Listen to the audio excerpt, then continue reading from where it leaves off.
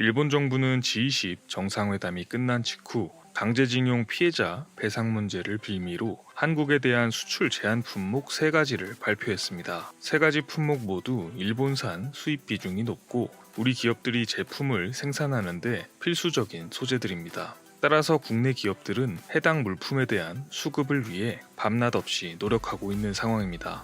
일본의 수출 금지에 국내 기업들이 어떻게 대응하고 있으며 이러한 가운데 수혜를 보는 기업은 어떤 곳인지 한번 알아보았습니다. 구독과 좋아요, 알림 설정 부탁드립니다. 안녕하세요. 세상 모든 잡다한 지식을 알려드리는 잡시광입니다. 일본이 한국에 수출 제재를 건 품목은 3가지입니다. 감광액이라고 불리는 포토레지스트, 고순도 불화수소라고 불리는 에칭가스, FPI라고 불리는 플로오린 폴리이미드입니다.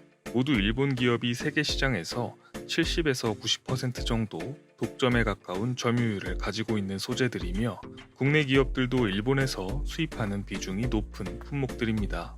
포토레지스트는 반도체 공정에 반드시 필요한 소재로 삼성전자나 SK하이닉스의 경우 이 소재가 대량으로 필요합니다. 그런데 포토레지스트를 대량으로 생산할 수 있는 업체는 일본의 시네츠, JSR, 스미토모 3업체로 이 업체 이외에는 조달이 어려운 것이 사실입니다. 현재 남아있는 재고로는 2달 정도 버틸 수 있다고 하니 상황이 여의치 않은 것이죠. 고순도 불화수소인 에칭가스의 경우 반도체 공정에서 불순물을 제거하는 세정액으로 사용됩니다. 일본이 세계 시장 점유율 70% 정도 차지하고 있으며 2012년 구미에서 발생한 불산 누출 사고 이후 정부의 환경 규제가 강화되면서 불화수소 생산 공장 건설이 어려워졌습니다. 생산 시 안전에 위험이 있고 기술적인 한계도 있는 품목이어서 그동안 대부분을 일본에서의 수입에 의존하고 있었습니다. 결국 한일 정부 간 사태 해결에 조짐이 보이지 않자 삼성전자 이재용 부회장이 7월 7일 저녁 급하게 일본 출장길에 올랐습니다. 업계에서는 이재용 부회장이 부친인 이건희 회장 때부터 쌓아온 일본의 인맥을 활용해 반도체 소재 수급을 보색할 것이라고 전망하고 있습니다.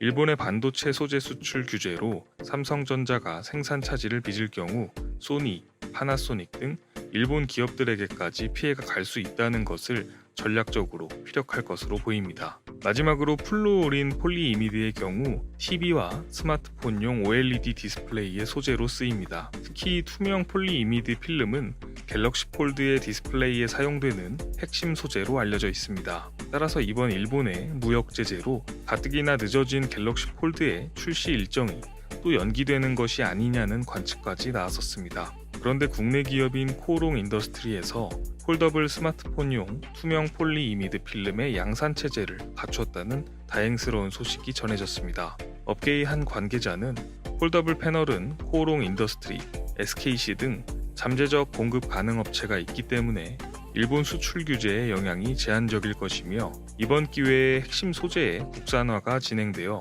국내 업체들의 시장 점유율이 확대될 수 있다라고 전했습니다. 뿐만 아니라 플루오린 폴리아미드를 생산하는 일본 업체 입장에서는 삼성전자라는 초우량 고객사를 코오롱 인더스트리나 SKC와 같은 국내 업체들에게 빼앗기는 결과를 초래할 수 있기 때문에 오히려 건실한 소재 기업의 파산까지도 염려될 수 있다고 합니다. 본인이 내린 제재를 통해 자국 기업의 피해가 직접적으로 나타나기 시작한다면 아베 입장에서는 참 난감해질 것 같습니다.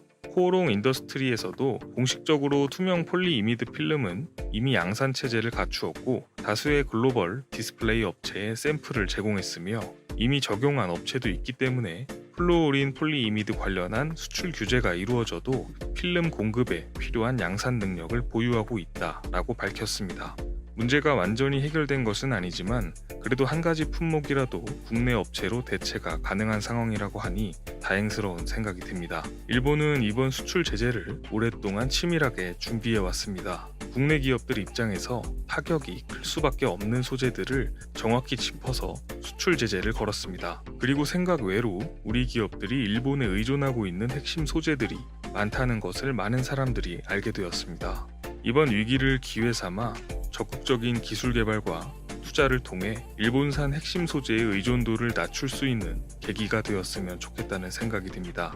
시청해주셔서 감사합니다. 더 많은 잡다한 지식들이 궁금하시다면 구독과 좋아요를 눌러주시면 감사하겠습니다.